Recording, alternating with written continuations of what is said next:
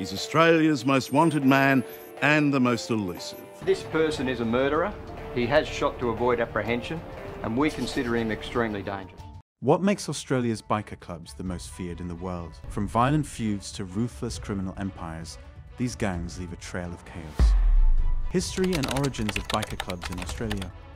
Biker clubs in Australia have a rich and intriguing history that dates back to the 1960s. The firstland club, Gladiators MC, was formed in Mainland, a town famed for its speedway. This marked the beginning of a subculture that would grow to wield significant influence and notoriety. The Gladiators MC is particularly interesting due to the secrecy and mystique surrounding its origins.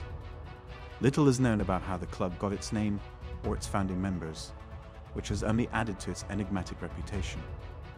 As these clubs grew, they maintained a shroud of secrecy, often protecting their internal operations and member identities fiercely. This air of mystery has only fueled public curiosity and fascination over the decades. The biker club culture in Australia quickly expanded from these humble beginnings, leading to the formation of many other clubs. Each new club carried its own stories and secrets, contributing to the complex and often dangerous tapestry of Australia's biker scene. This intriguing blend of history, secrecy, and the allure of rebellion continues to captivate and unsettle in equal measure. The Gladiators MC. The origin of the Gladiators MC is shrouded in mystery, with little information available about the founders or the inspiration behind the club's name. This secrecy has only added to the allure and fascination surrounding the Gladiators MC. The club quickly became known not just for its rebellious spirit, but also for its involvement in various criminal activities. One significant incident that highlights the club's violent history is the shooting of Frank Vandercroft, the president of the Mainland chapter, in 2012. Vandercroft was shot 4 times in the torso, an attack that led him to drive himself to Cessar hospital. A burnt-out car found nearby was believed to be linked to the shooting, further intensifying the club's notorious reputation. Over time, the Gladiators MC expanded, establishing chapters in Grafton and Vena. This expansion allowed the club to increase its influence and extend its criminal activities across a larger area. The presence of these chapters cemented the Gladiators' position in Australia's biker club scene, contributing to the ongoing legacy of fear and fascination. Despite the attention from law enforcement, the Gladiators MC has managed to maintain a significant and often intimidating presence in the underworld of Australian biker culture. The rise of the Kanturo Motorcycle Club. The Kanturo Motorcycle Club was founded by William George Jack Ross in 1966, marking a significant chapter in the history of Australian biker culture. Ross drew inspiration for the club's name from the 1961 John Wayne film The Kantos, which depicted a rugged and rebellious spirit that resonated with his vision. Ross's leadership style was distinctly military, earning him the self-proclaimed title of Supreme Commander. This title reflected his desire for absolute authority and control over the club. Under Ross's command, the Kanturo operated with a strict hierarchical structure and disciplined approach, setting them apart from other biker clubs of the time. The Kanturo quickly became known for their involvement in various criminal activities, ranging from drug trafficking to violent confrontations. One of the most infamous incidents associated with the club was the Milpera massacre in 1984.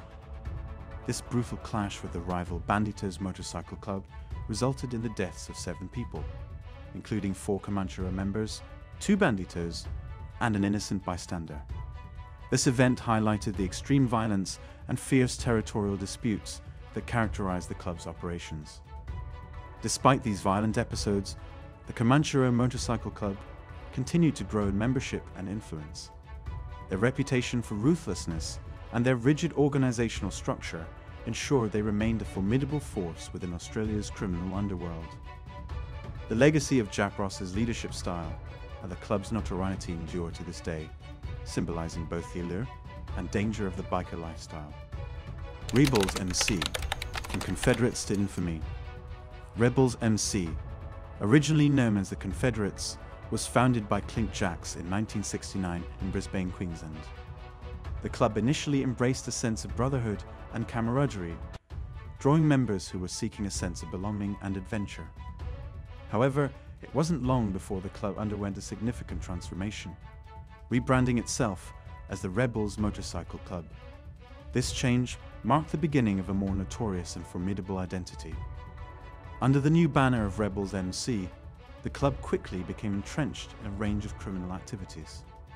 Members were frequently implicated in serious offences, including murder, drug trafficking, and firearms violations.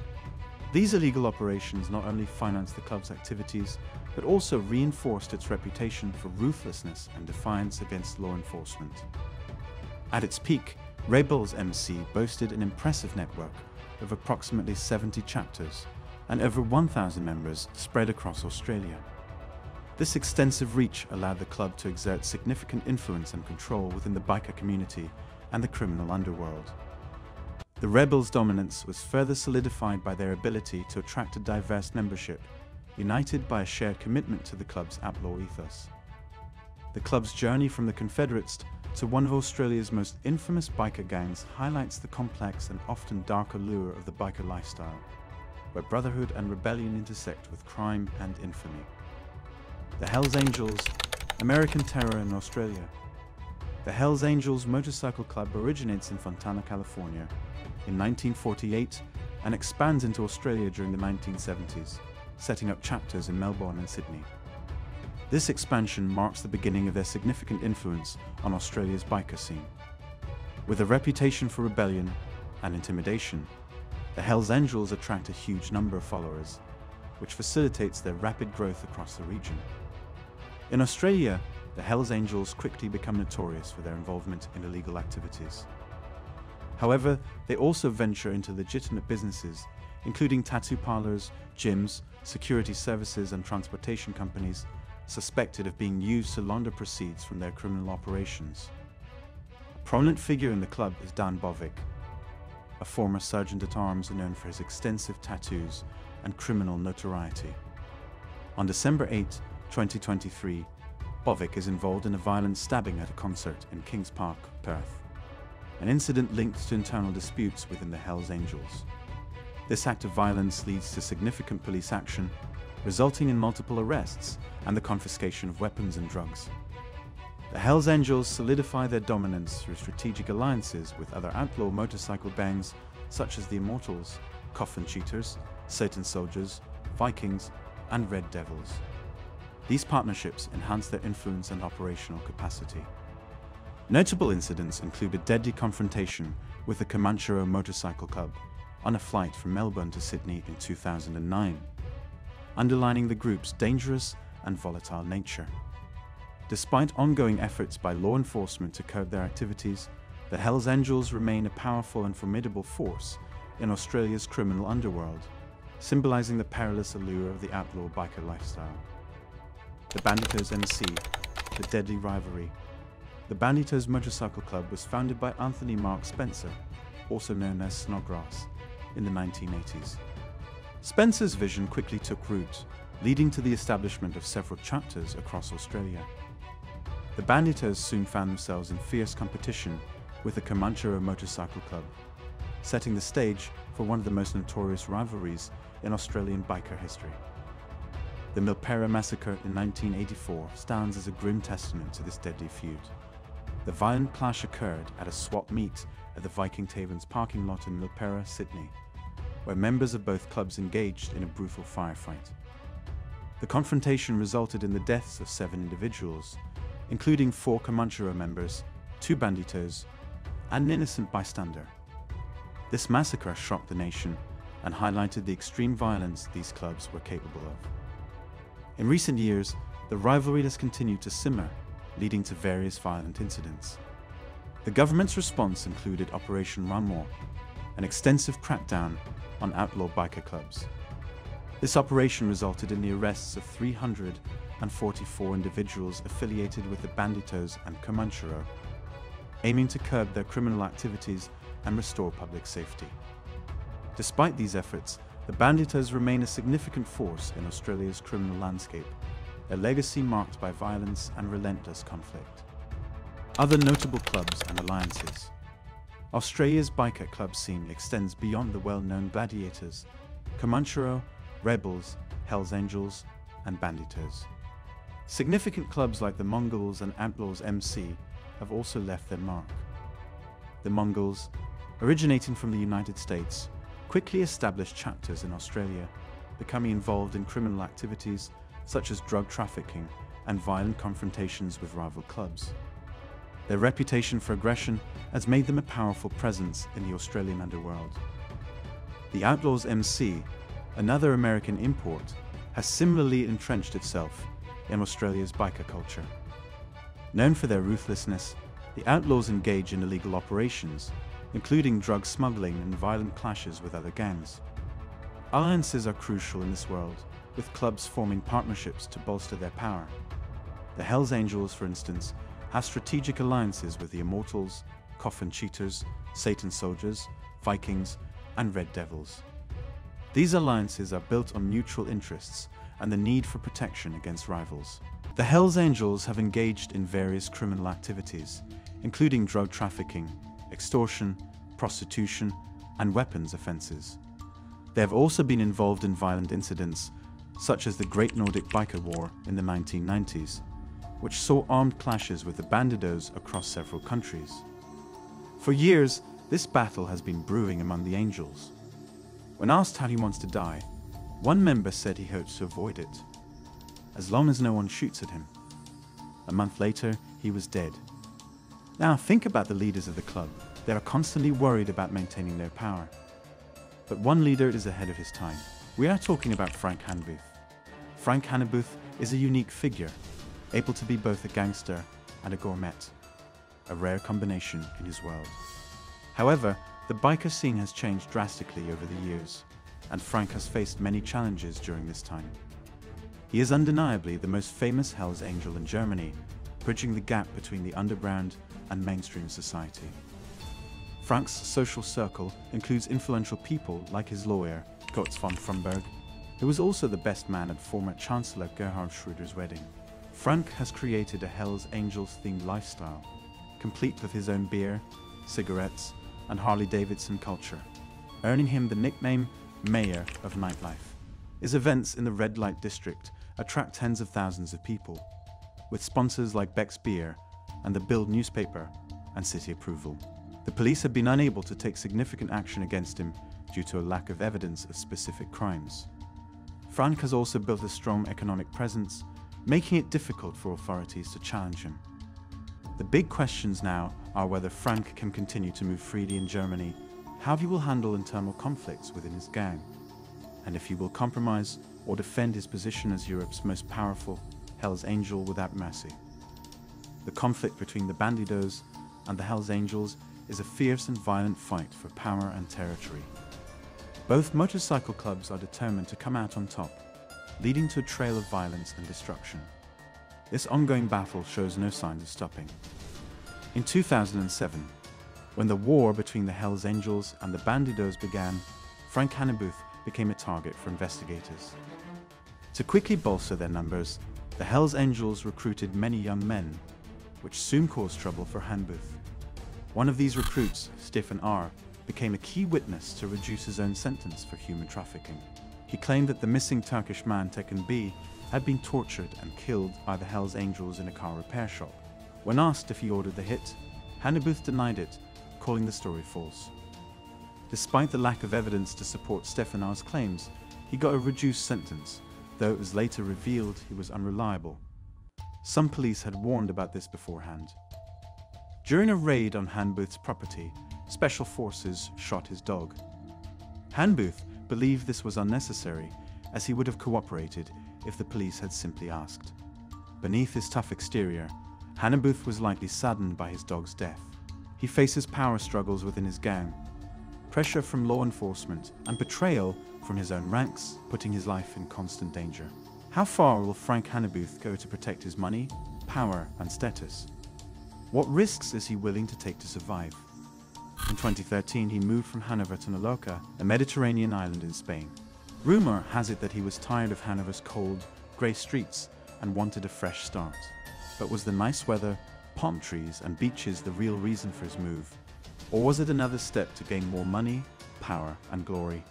Will his presence on the Spanish islands spark international conflict and bloodshed in one of Europe's biggest party cities?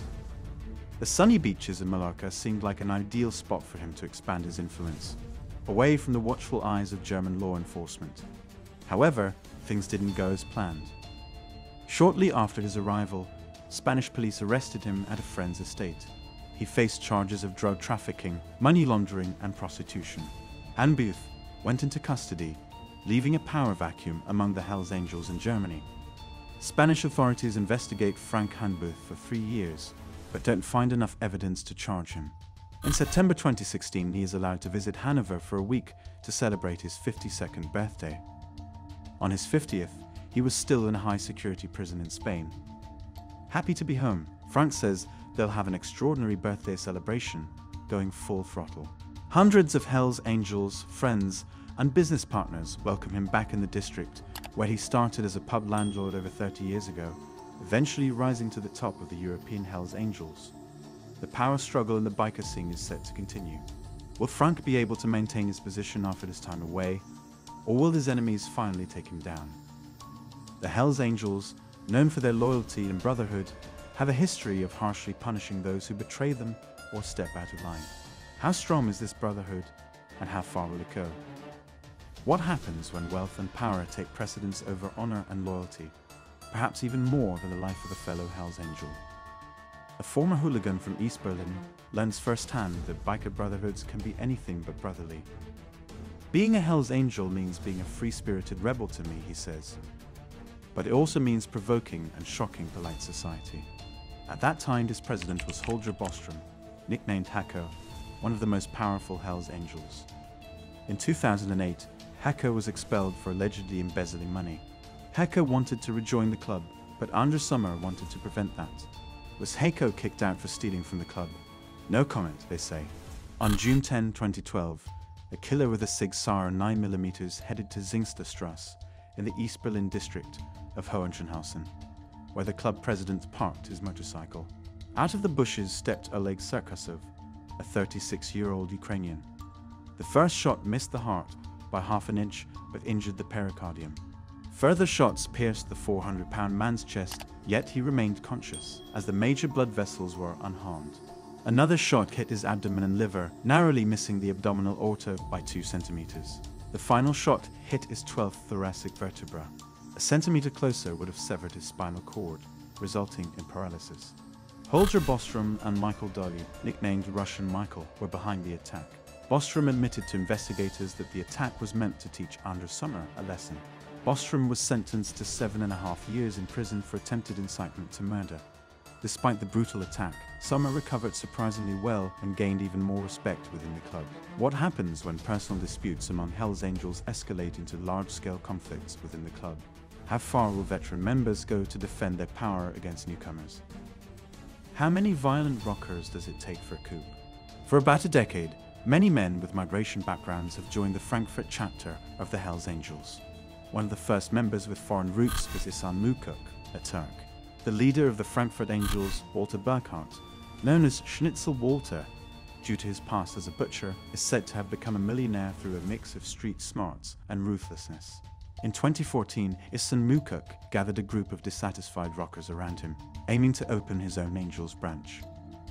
Initially, Schnitzel Walter had no issues with Muchuk's plans to expand, but he later changed his mind and took away Muchuk's lucrative bouncer jobs at brothels and trendy clubs. This led to a confrontation at Frankfurt's Katana Club, where 40 men led by Muchuk stormed the place.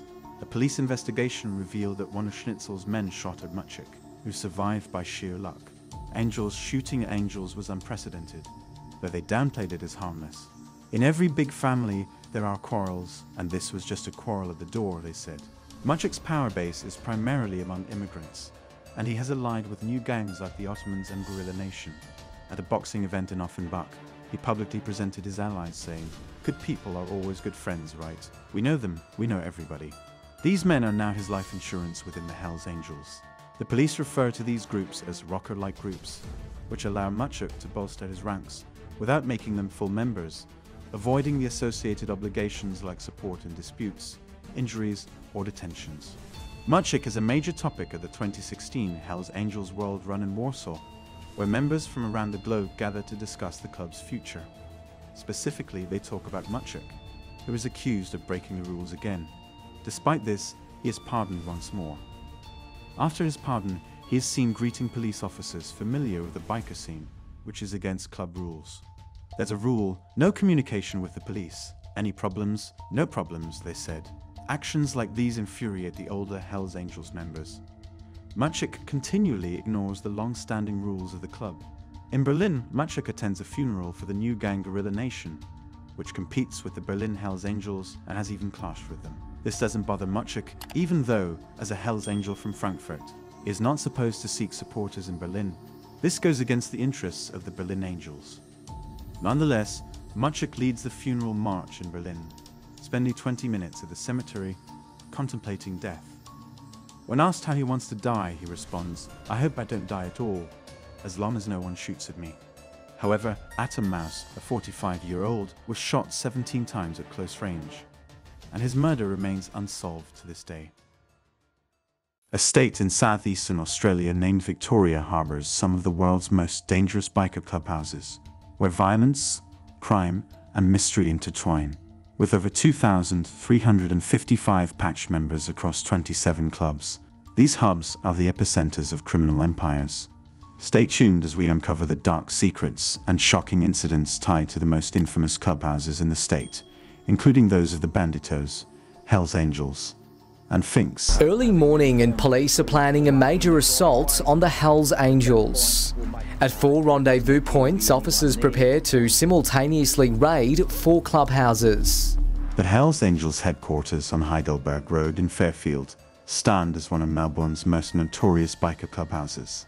This location has been the epicenter of the Hells Angels' activities in Victoria for over 4 decades. Known for its prominent front gates, the clubhouse is an iconic landmark in Melbourne's underworld. The Hells Angels have a long history in Victoria, with their Fairfield headquarters serving as their central base. This clubhouse has witnessed many significant events, making it a crucial part of the club's legacy. Unlike some clubs that prefer to keep a low profile, the Hells Angels have always been open about their presence, which has drawn both admiration and scrutiny. In 2013, the Fairfield clubhouse was at the center of a major police operation. The gates, once a symbol of the club's strength, were torn down during a series of raids across Melbourne. This was a significant blow to the club, but it didn't deter their activities. The Hells Angels also have other notable clubhouses in Victoria: the Nomads Chapter Clubhouse on Lipton Drive in Thomastown, the East County Chapter Clubhouse on Dennis Street in Campbellfield, and the now-closed Dark Side Clubhouse on Patrick Court in Seaford have all been associated with the club. These locations have seen their fair share of police raids and media attention, solidifying the Hells Angels' reputation as a powerful and influential biker club in Victoria. The Mongols have made a significant impact on the biker scene in Victoria since their dramatic rise in 2013. This came after an unprecedented national patchover from the Finks MC, marking a major shift in power. The Mongols quickly established themselves as a formidable presence in the region, with their headquarters on Leather Street in Port Melbourne becoming their central hub. This 3-story property is easily recognizable, thanks in part to the large mural of the Joker on the garage door. The clubhouse has been the site of numerous activities, both legal and illegal, making it a focal point for law enforcement. In 2020, the Mongols' headquarters were raided in connection with the shooting murder of Paul Vergona. This high-profile case saw 2 Mongol members, Aaron On and Josh Ryder, charged with the murder. The raid was a significant event, drawing media attention and highlighting the ongoing violence associated with the club. Under the leadership of Nick the Knife Forbes, the Mongols have continued to assert their dominance in Victoria's outlaw biker scene. Their aggressive tactics and ruthless reputation have made them one of the most feared biker clubs in the state. The Rebels Motorcycle Club also has a storied history in Victoria, growing from a small group to one of Australia's largest outlaw motorcycle clubs. Founded in Brisbane over 50 years ago, the Rebels expanded rapidly under the leadership of Alex Vella. With approximately 1,400 members and 900 associates across 70 chapters, the rebels have a significant presence in Victoria. Key clubhouses for the rebels in Victoria include locations in Sunshine West, Geelong, and Dandenong. These clubhouses serve as central hubs for their activities, ranging from social gatherings to more nefarious operations. In 2014, the Geelong clubhouse made headlines when it was raided by police investigating the murder of Michael Sleeman. This raid was a major blow to the club, leading to arrests and increased scrutiny. John Donnelly, a former sergeant-at-arms of the Geelong chapter, was later jailed for running a $2.2 million vehicle rebirthing racket. The Dandenong clubhouse has also seen its share of drama. In October 2016, it was firebombed, causing extensive damage. The attack was part of a violent feud between the rebels and the Comancheros. Gas bottles exploded in the blaze, but no charges were laid over the incident. Despite these setbacks, the rebels remain a powerful force in Victoria's biker scene, with their clubhouses standing as symbols of their enduring influence. The Comanchero Motorcycle Club holds a significant place in Victoria's biker history. Founded in 1966 by ex-soldier William George Ross, the club quickly established itself as a dominant force, demanding strict loyalty from its members under the motto, "Always Comanchero. Comanchero always." The Hallam headquarters serves as the club's central hub in Victoria. This location has been the epicenter of many of the club's activities, both legal and illegal. However, in recent years, the Comanchero have faced a decline, losing members and shedding some of their original clubhouses in South Melbourne. One of the most notable incidents involving the Comanchero was the largest police operation in Victoria's history in 2014. Over 560 police officers conducted simultaneous raids on the Hallam headquarters and other locations, seizing firearms, explosives, cash, and drugs. This operation was based on intelligence suggesting the club was planning explosive attacks against the Hells Angels, highlighting the intense feud between these two rival clubs. Several key members of the Comanchero, including Mick Murray, Alan Meehan, and Mark Buddle, have been arrested and imprisoned, dealing a significant blow to the club's operations. Despite these challenges, the Comanchero remain a formidable presence in Victoria's bike scene, with their Hallam headquarters symbolizing their enduring resilience. The Banditos Motorcycle Club is known for its violent reputation and turbulent history. Established after a split from the Comanchero in 1983, the Banditos quickly made a name for themselves through brutal acts of violence and public shootings. The name is synonymous with many dark corners of violence in our state, the Banditos. Tonight, the feds are not being coy about a new plan to go after the biker gang within New Mexico. Their fierce image has solidified them as one of Australia's most feared biker clubs. In Victoria, the Banditos have key clubhouses in Ballarat, Geelong, and Brunswick. These locations serve as central hubs for their activities and have been the sites of numerous notable incidents. The Ballarat clubhouse, for example, has a dark history.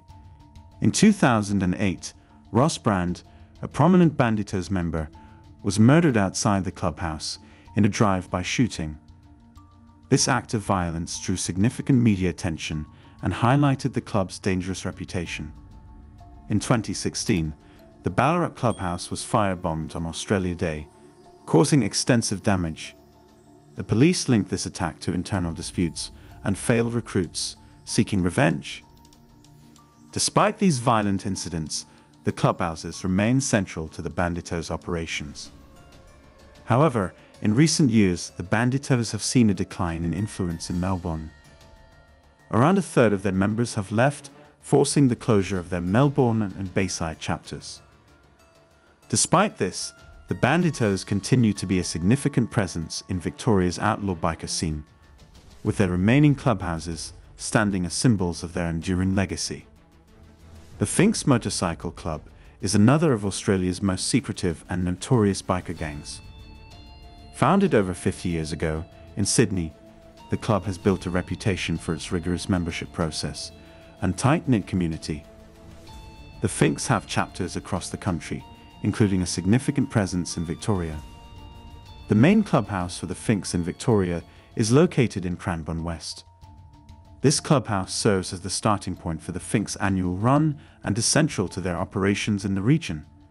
Known for its secrecy, the Cranbourne West clubhouse has been the site of several notable incidents. In 2020, the Cranbourne West clubhouse was targeted in a series of arson attacks, causing extensive damage to the property and neighboring buildings. These attacks were part of an ongoing conflict involving the club and drew significant media attention. The same year, 2 Finks members were jailed over a violent break-in and extortion attempt, leading to a series of police raids and search operations at the clubhouse. Finks continue to operate and maintain their presence in Victoria.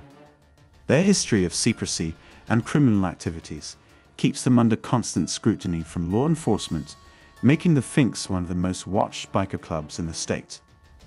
Law enforcement in Victoria is constantly working to monitor and control the activities of biker clubs, significantly impacting local communities through frequent raids, arrests, and ongoing surveillance. These efforts aim to curb the illegal activities associated with these clubhouses. This is a look inside the life of a legend known for his audacious defiance of the law and his iron-fisted rule over both allies and adversaries. Christopher Wayne Hudson. Christopher Wayne Hudson became a notorious figure within the Australian Hells Angels after his involvement in the gruesome 2007 Melbourne CBD shooting. A day intended to be routine turned into a nightmare when Hudson, under the influence of drugs, escalated a street altercation to a deadly extreme. He brandished a firearm amid the city, resulting in the tragic shooting of 3 individuals, among them a Good Samaritan, Brendan Keelar, who lost his life attempting to intervene. This incident drew national attention, highlighting the sheer brutality and public danger posed by gang affiliates. Hudson's violent outburst was not an isolated incident, but the peak of a criminal career marked by repeated engagements in assaults and other illegal activities tied to the gang. His subsequent arrest, conviction, and life imprisonment underscore the significant threat he posed to society and serve as a potent reminder of the violent capabilities lurking within the Hells Angels ranks. 2. Peter Schizo Hiwat. Peter Hiwat, frequently referred to by his ominous nickname Schizo, is a perpetually volatile and dangerous figure within the Hells Angels in Australia. His moniker is a direct reflection of his unpredictable and violent temperament, which has carved out a notorious path within the gang. Schizo boasts a long criminal record filled with various charges ranging from serious assault to extensive drug-related offenses. His frequent run-ins with the law often reveal a persona willing to resort to extreme measures to protect and enforce the gang's interests. Despite numerous convictions and the police's continual scrutiny, Peter has remained an influential and menacing figure, showcasing the gang's ability to maintain operational fervor even under pressure. His presence symbolizes the persistent threat posed by gang members who exercise brutal intimidation and exhibit erratic behavior that keeps both public and law enforcement agencies on high alert. 3. Felix Lyle. Felix Lyle's tenure as a national president of the Hells Angels in Australia is marked by a strategic expansion and consolidation of the gang's criminal enterprises. Lyle's leadership was pivotal in both territorial aggrandizement and in diversifying the gang's activities into lucrative sectors like drug trafficking and organized criminal operations. Known for his strategic mind, Lyle orchestrated complex criminal undertakings that boosted the gang's influence and reach across Australia. His tenure saw an increase in violent confrontations, both within the gang and with rival groups, underscoring his willingness to employ ruthless tactics to maintain dominance. Multiple arrests highlighted his involvement in significant criminal activities, yet his cunning and resourcefulness often saw him navigating through the legal tangle. Lyle's legacy within the Hells Angels is a tale of strategic leadership intertwined with relentless criminality, painting a stark picture of the organized and dangerous nature that the gang embodies under capable leaders.